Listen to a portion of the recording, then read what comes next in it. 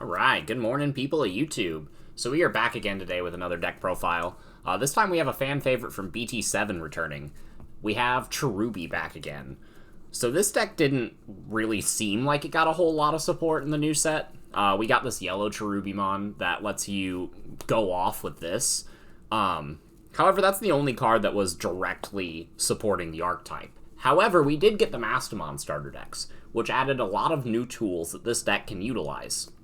So, between the couple cards we got in Bt8 and the couple cards we got in the deck, this deck is actually a lot stronger than it was in Bt8. I don't know exactly how good it is into all of the meta, but from what I've tested so far, this is a very, very strong contender, and in the hands of the right pilot, this could potentially go very far in a major event. So, hopefully somebody will test this out because I didn't sign up for any of the regionals this season. But, yeah, if anybody else likes this deck and does well with it, let me know down in the comments. But yeah, as always, make sure you guys like and subscribe if you guys like this kind of content, and we'll just go ahead and get right into the deck profile, starting from the top down. So we got the main boss monster in the deck, Cherubimon. We play 3 of him, as well as 2 of the new Cherubimon. So this Cherubi lets you control boards, the old purple one, and whenever it dies, you get to play a bunch of level 3s from your trash. You also get to play a Tamer whenever you evolve into this, so it's really nice. This card just puts on tremendous pressure and a lot of value. The new Cherubimon lets you delete this Cherubimon to play it for 3, which is kind of incredible.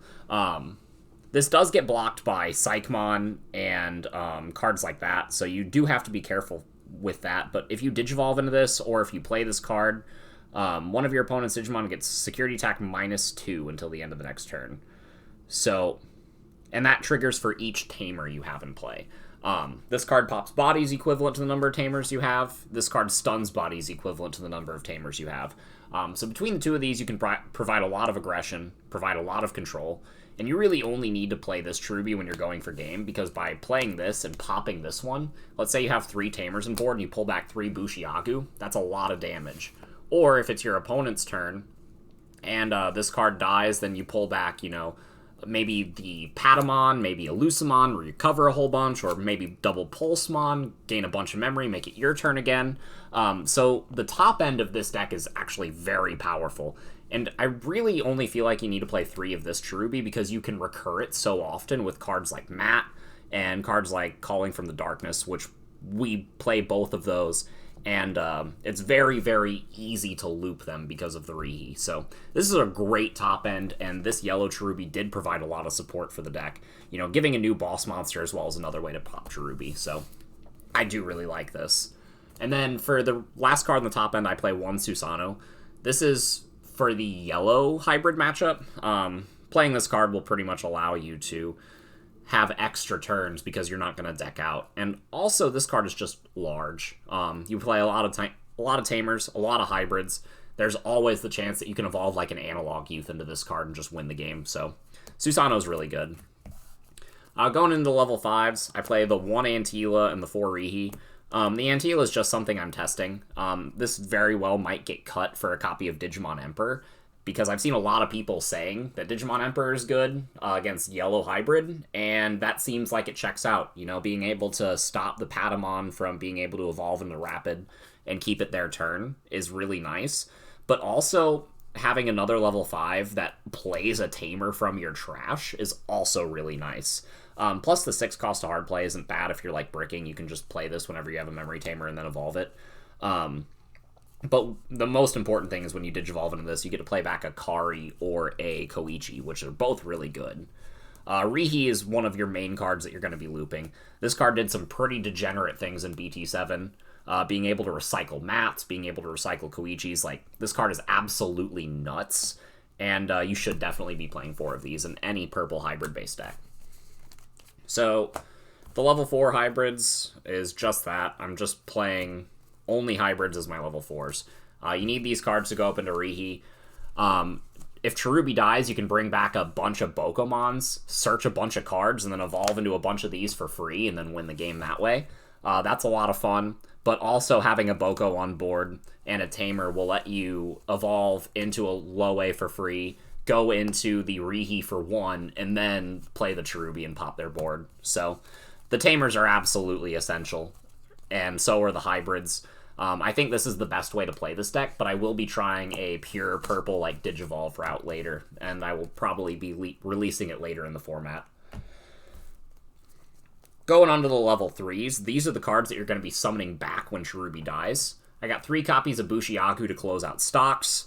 I got 2 copies of Sala. Sala Recovery is always nice. This deck has the potential to live, as long as Yellow Hybrid would because of the recovery that we have in this deck, and Salamon helps facilitate that. We got 2 copies of Pulsemon.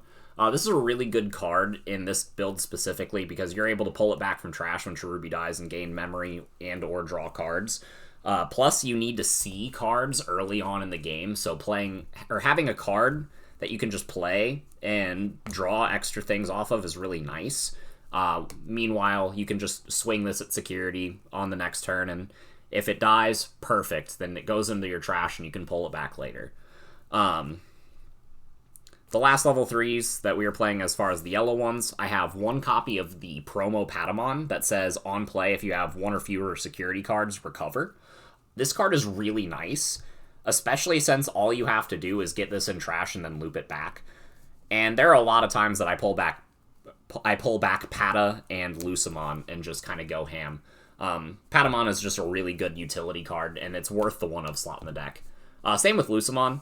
This card can be a brick in your hand early game if you see it, but that's why we're only playing 1. We have a lot of cards that let us discard, so it's not really an issue.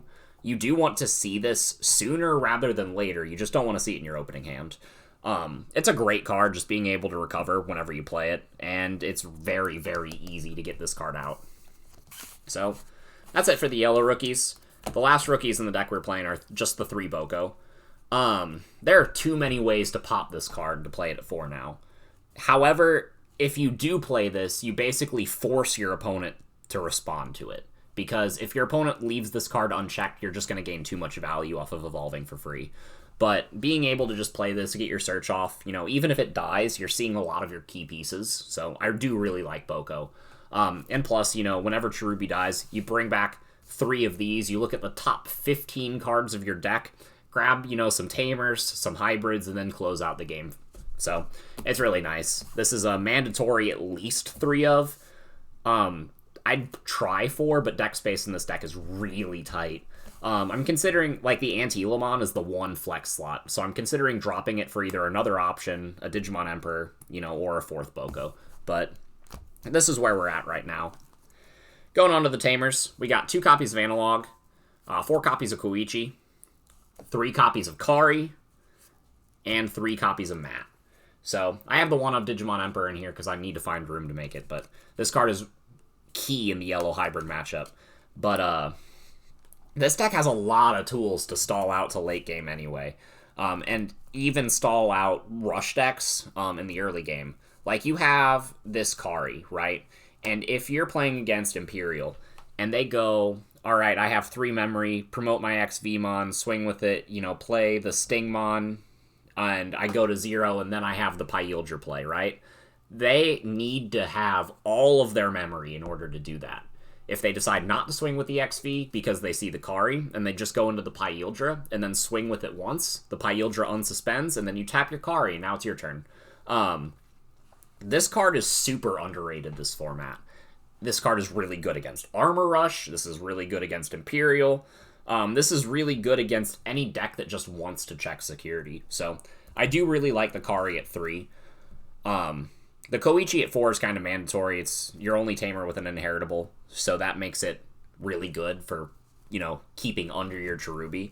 But also the Matt is really good for evolving on top of, your Tamers and then getting into Rihi, because whenever the Rihi dies, you can just play the Matt back that was under it and then recycle any card in your trash, which is really, really cool. Koichi also helps you by letting you draw 1 and discard 1 whenever you play it, and the Matt will help you get your combo pieces back from your trash. So both of these cards are really cool for helping you set up, as well as the Analog Youth. Whenever you play it, you get to trash 3 from the top of your deck, essentially, and then if you pick a Digimon from it and add it to your hand. That's all really fine and dandy. But also, you will be popping level 5 or highers like no tomorrow. So the all turns effect to suspend this to hatch an egg and gain a memory is actually very relevant. I really, really like the Analog Youth, and I wouldn't play any less than 2 of it in this deck. And I really also want to bump this card up, but as I said, deck space is super tight. This is one of those decks that if you could play 60 cards, you absolutely would. Like, all of these cards are super fantastic, and you want to see all of them. So, closing out the deck, we have the options. It's going to be a couple 1-ofs and then a single 2-of. We got a Reinforcing Memory Boost, a Mist Memory Boost, a Calling from the Darkness, and then for the removal, we have Schwarz-Leerzatz, a Chaos Degradation, and 2 Flaming Hell Scythes. So, with these cards, Calling from the Darkness is one of your key combo pieces. You can pop your Cherubi, you can get your combo pieces back. This is a great utility card, and this is what I'm grabbing off of Matt probably like 30 to 40% of the time. Reinforcing Memory Boost is like a really powerful 1-of, so you kind of have to play it. And just the ability to just gain 3 memory is super key. Mist Memory Boost, if you see it early game, it helps you set up. If you see it mid to late game, you kind of discard it. This is a card that's only alright, but it is pretty good if you see it. The single copy of Schwarz-Leerzatz puts in work. This card is absolutely bonkers this format. If Paildramon checks it, that player is just sad. If they hit into this with basically any deck, they lose. It's just a very, very good card. Chaos Degradation is in here for the X-Antibody matchup. Playing 1-ofs in this deck absolutely does not feel bad because you're going through your deck so quickly. You have a lot of recursion, and you have a lot of ways to prevent yourself from losing. So if you see the Chaos Degradation at any point in the game, you can keep fetching it back and keep blowing away their big stacks. But this is a really bad card to have sitting in your hand for long periods of time, so I only wanted to include 1 in the list. Flaming Hell Scythe is just, on the other hand, absurd. If they hit this in security, this can play yellow cards back from your trash as well. So you can play back the Recovery Patamon, or play back a Pulsemon draw card.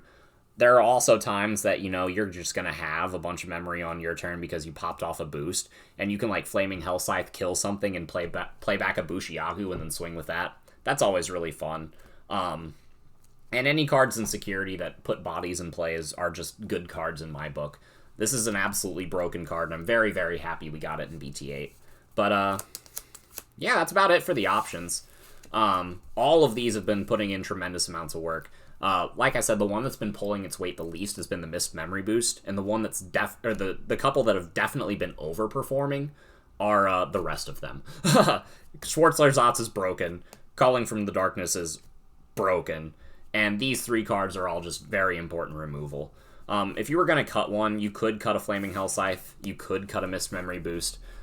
This deck doesn't have a lot of room to work with for some cards, but it does have some flexibility in the cards that you do choose to play. So I guess closing off the list, I'll show you guys what I picked for my eggs. I think this is kind of the least important part of this list specifically, but I do have the 3 QP and the 2 Upa. And the reason for that is because you want to see at least 1 QP early game so that you can get at least 1 draw off of slamming your yellow bodies into their security. But a lot of the times, the Sala Upa combo is just really busted. So I did want to include at least 2 Upas. But this is a deck that should include 5 eggs because you are in for a grindy match if you're playing this. So, yeah, that's all I have to say about this list. This is the most fun grindy deck that I have. I really like playing this, and it's a lot of fun if you bring this to a locals or something, or even a regional. I think it has a really strong matchup into Imperial, Armor Rush. This can even close out stocks against X-Antibody pretty quickly. If they don't OTK you and get to a point where they can stabilize their level 6, you can just blow it away or just go around it with all of your big bodies. And if they block your Cherubi, you don't really care. So, that doesn't matter. I'd say that this deck's worst matchup, ironically, is Black War Greymon. And that's a deck that is very, very underrepresented right now. So go to town, people. This is good. Play it. We'll see you guys in the next profile. Bye, everyone.